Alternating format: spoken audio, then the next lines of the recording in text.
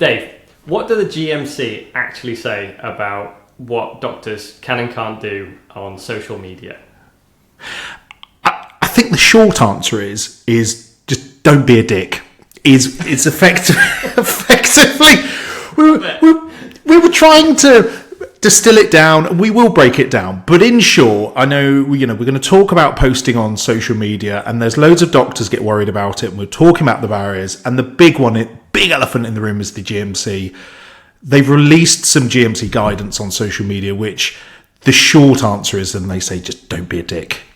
And then that's it. And if you're not being a dick on social media, then you're going to be okay in big handfuls. But yeah, we probably should unpack that. So what?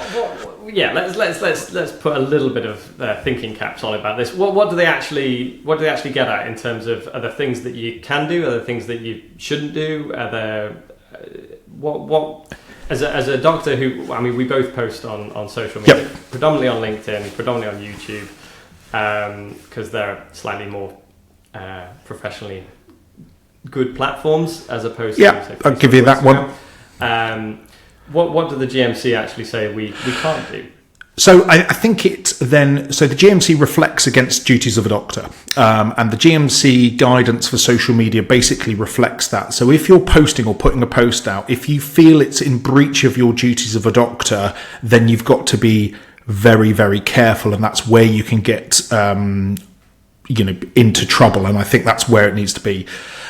So, for example, if you're and the interesting point is that even putting your profession into disrepute, even if it's against your freedom of speech, that trumps your freedom of speech, which is quite an interesting point to put out. So, for example, I've seen some quite horrible posts about some who on their bio are clearly doctors being quite nasty and vindictive to marginalised groups. Then actually, because that goes into you being negative towards a certain group and could impact on their patient care, then actually that is in contradiction to the GMC.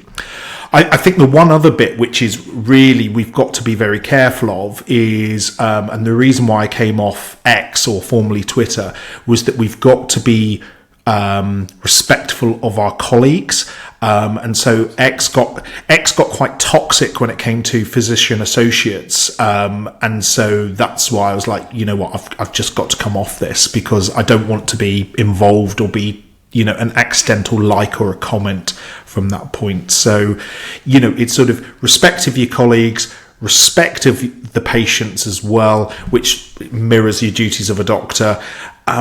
And also sort of like you see a lot of doctors and the social media bit being promoted by or promoting other, supplements, other bits and pieces, not necessarily in the UK, but you see a lot of I've seen a lot of influencers come out with it. And so you've got to be incredibly careful with that, to the point of, I think, in short, I wouldn't do it. Like, I would be very, very, just take a step back. So where would you start? I mean, if you're not someone who's making YouTube videos and posting regularly on social media platforms as a doctor, what would be the entry level? Where would you start? I think the entry level is the easiest thing to do, and the best bit of advice with what I got told with LinkedIn is to comment. Okay, so you will have an opinion, you will have your own different area, your own expertise. So please just say, like, if you see a post, an interesting post, put your opinion on it. Just a couple of lines, more than just, oh, that's a great point. No, put your own opinion on it. Like, I think this, this makes me think of, just something just to add to the comment first, because actually that will help boost their post as well. We're going to bring onto the channel a fantastic doctor, Rachel Williams, who does a regular roast your post that effectively, she's absolutely brilliant. She will sort of go through in detail, and her big mantra is, if you like something on it, then basically comment first and then like or support. So do the comment first and then do that. So that's your first barrier. See what happens. I think you'll be surprised that actually often it will spark some interesting discussions. And we've had multiple discussions about, where someone's commented on one of our posts and you think, oh, that's a real good point. I need to go away, have a think about it and then come back to it. So that's the first bit, I think. Comment and then like or whatever. Second point, write your own post. Something that you've seen, something that you're thinking about that may have affected you. Again, going back to the GMC social media guidelines, do not put patient identifiable information obviously. Again, don't be a dick. It has to be said. So yeah. Anonymize, please. and even to the point, I do not think that the support is there from the GMC. I wouldn't even the private Facebook groups. I'm on several of them where they put oh, my patient said this. I'm not convinced that if the patient were to complain and sue you, that's good enough protection, even though it is a group for doctors. They've been, that you check the GMCs before they're allowed entries. But yeah, do your own post, a thought piece about, maybe something going on in the NHS or wherever you're working, maybe something funny that you've sort of thought about, maybe actually how you're managing your work-life balance. There's something that sort of sparks your interest from that point. I think certainly that's the next step.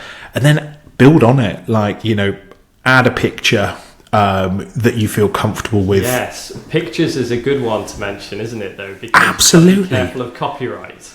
Yes, something that absolutely people get stung with. So if you are going to add imagery to any post, there are places where you can actually obtain images that have already been, allowed. Yeah, copyright removed. Person used. Things like. Upsplash, I think, is one. Yeah. And I think in Canva there's bits and pieces that you can use as well, isn't there? Yeah. So, but there are loads. There are absolutely loads of these places. There's one, Eye Shutter or something like that, I think. Yes, as well. I think that one.